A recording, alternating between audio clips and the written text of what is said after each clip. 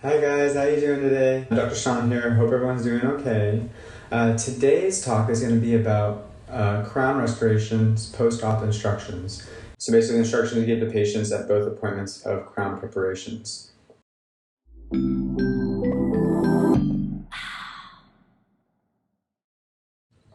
So crown restorations are done when a tooth has extensive damage or a root canal is done on the tooth, or sometimes for even preventative measures. Like for example, if a tooth has a lot of fracture lines, then sometimes we like to crown the tooth before anything does happen to it. And crowns can actually be made of a lot of different materials. So during the actual prep for the crown, the tooth structure is removed, and enough tooth structure removed so we can have enough space for the crown to be made. Okay, and then an impression is taken, and this is sent to the lab. And the second appointment after that is for the cementation of the final crown. Okay, so now I'm going to discover the actual post-op instructions we give for the first and second appointments. Alrighty, so for the first appointment, following the first appointment, which is the prep appointment, the patient will receive a temporary crown that is placed and cemented to the prepared tooth. Now, because the temporary cement kind of dissolves rapidly, a lot of patients can experience some sensitivity to cold or hot. Now, this is unless, obviously, the tooth has been root canaled, but if it hasn't, sometimes the patient can be very sensitive to hot and cold, so that's one of the instructions you have to give them. I always say try to brush the area gently, and when they floss, pull the floss out from the side rather than going up and down, because we don't want to dislodge the temporary. Now, if a temporary crown becomes loose or falls out, we have to basically clean the remaining temporary cement from inside the crown. Then I usually apply Vaseline inside the crown and place it back on the tooth. Now, we always tell patients to immediately call or come back to the office to get the crown either re-cemented or refabricated.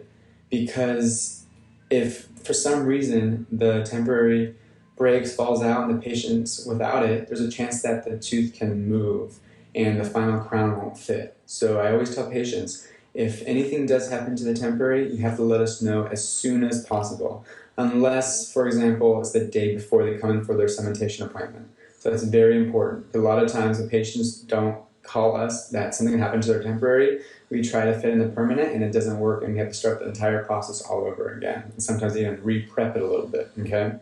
That's important. Now for the second appointment, which is the final cementation appointment, I always tell patients to not eat or drink for about 30 minutes to an hour, depending on how many units, after their crown is cemented. And definitely not to eat any hard or sticky foods for at least 24 hours while the cement completely sets. Now, I always tell them that the new crown may feel a little bit tight. A lot of patients, when you first put in the crown, say like, oh, it's really tight, is that going to go away? And it always goes away. It usually takes about 1 to 2 days. And now I always tell patients we want that tightness a little bit because it's going to help keep food out. Okay, we want that contact between the adjacent tooth. It's very important. Also, with sensitivity, they can experience, just like the temporary, they can experience some sensitivity, hot and cold, and that also goes away within about a couple days.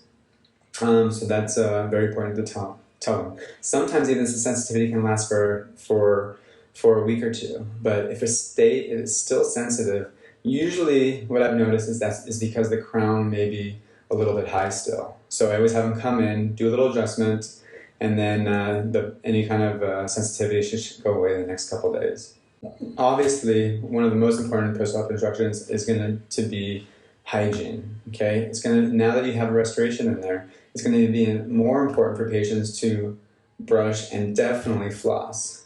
The only way usually the crown can redecay is basically where the tooth reaches, where the crown reaches the margin of the tooth. So interproximal, flossing, facial lingual, brushing is going to be very, very important. And also just let your patients know that a correctly fabricated crown, or any restoration for that matter, should function as comfortably as their own tooth. So a lot of patients are like, oh, I think it's a little bit high, but I think it'll wear away.